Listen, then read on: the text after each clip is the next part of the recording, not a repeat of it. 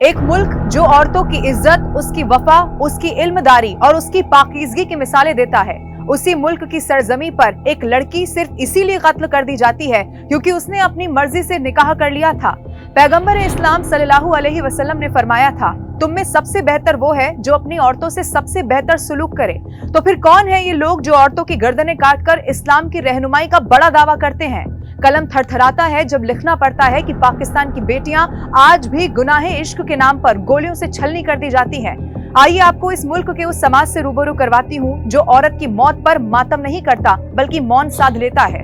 वो कहती है, मैंने निकाह किया है, जिना नहीं। और फिर मोहब्बत की कब्रगाह बनी बलूचिस्तान की वो धरती। हाथों में कुरान था और लबों पर आखिरी जुमला, मैंने निकाह किया है, जिना नहीं।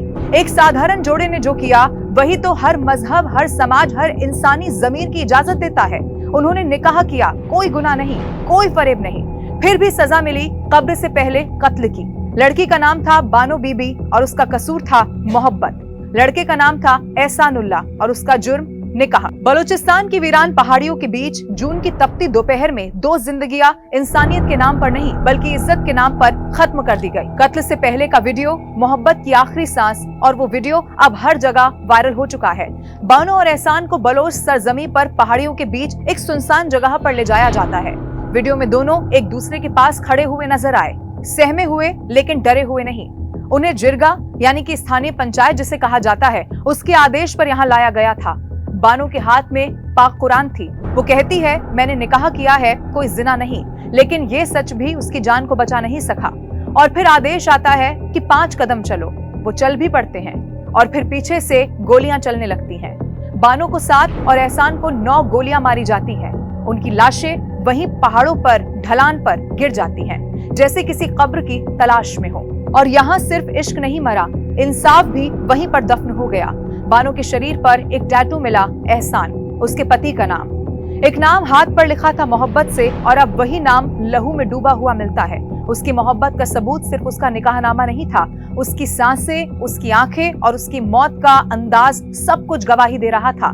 लेकिन जिरगा जिसने फैसला किया था, उसके अनुसार ये रिश्ता कबीले की इज्जत पर एक बड़ा धब्बा था। बानो का भाई, परिवार के बुजुर्ग और स्थानीय सरदार सब इसमें शामिल थे। पुलिस ने फिर 13 लोगों को इस मामले में गिरफ्तार किया और एफआईआर भी दर्ज हो गई। पर सवाल ये है कि कानून की गिरफ्त क्या अब भी जिरगा से कमजोर है?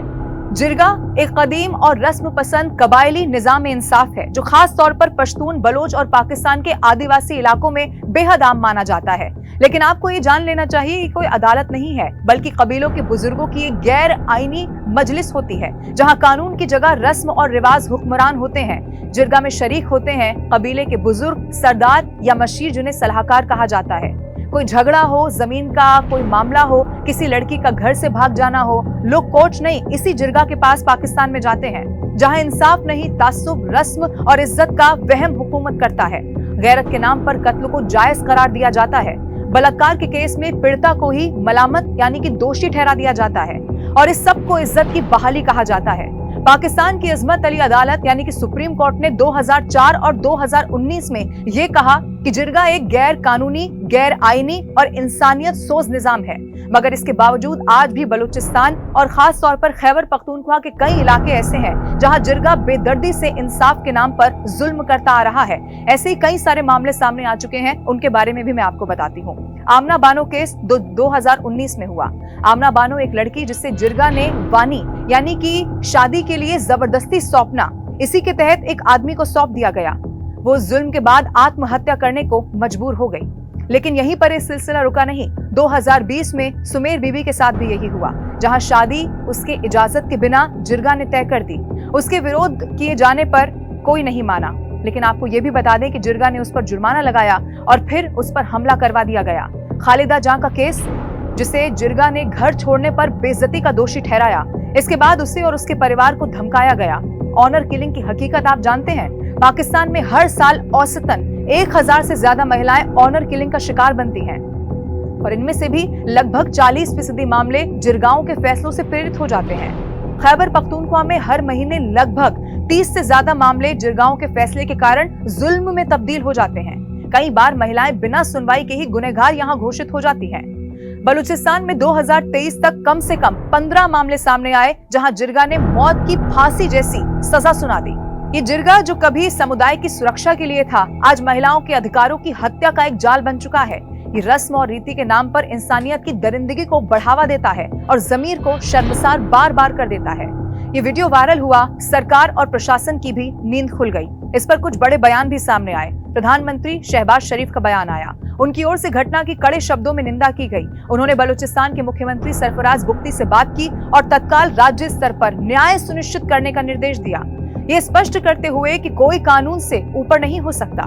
बलूचिस्तान के मुख्यमंत्री सरफराज बुख्ती, उन्होंने वायरल वीडियो को दर्दनाक, घृणास्पद बताया, आरोपियों की गिरफ्तारी और अभियोजन की गारंटी दी और ये भी कहा कि राज्य उत्पीड़ितों के साथ खड़ा हुआ है।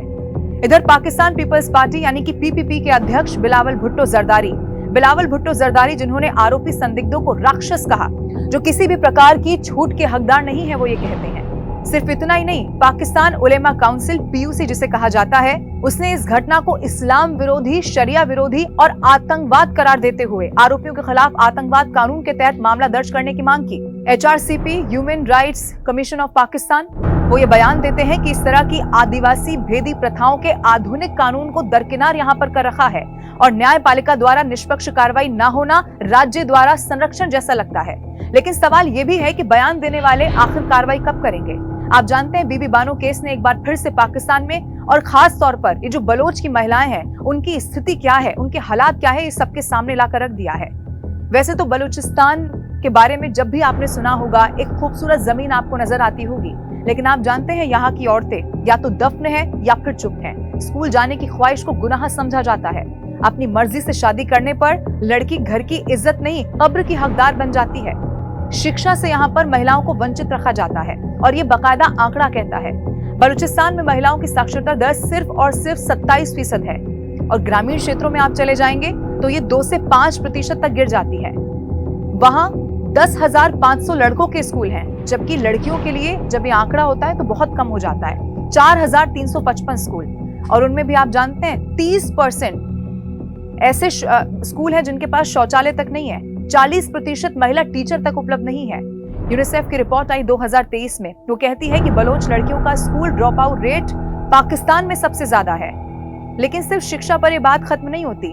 और आप जानते हैं स्वास्थ्य को लेकर आंकड़ा क्या कहता है? स्वास्थ्य और मातृत्व में सबसे पिछड़ा इलाका ये बलूचिस्तान ही कहा जाता है, जहां मृत्यु दर 750 मौतें प्रति 1 लाख जीवित जन्म के लिए गवाही देती हैं। ये पाकिस्तान के औसत 272 से 3 गुना ज्यादा है। 70% महिलाएं प्रसव के समय प्रशिक्षित नर्स डॉक्टर की सहायता से ही वंचित रह जाती हैं। और एनीमिया, कुपोषण व्यापक रूप से महिलाओं में पाया जाता है, खास तौर पर जो टीनेजर्स हैं उनमें। बलूचिस्तान में महिलाओं की हालत अब बद से भी बदतर हो गई है। कानून किताबों में है, अदालतें बंद है और समाज की नजर में औरत अब भी मुल्क की इज्जत का बोझ कहलाई जाती है। इसीलिए बीबी बानो की बहादुरी को सलाम है, जिन्होंने आखिरी वक्त में भी इश्क को चुना और गोली खाना मुनासिब समझा।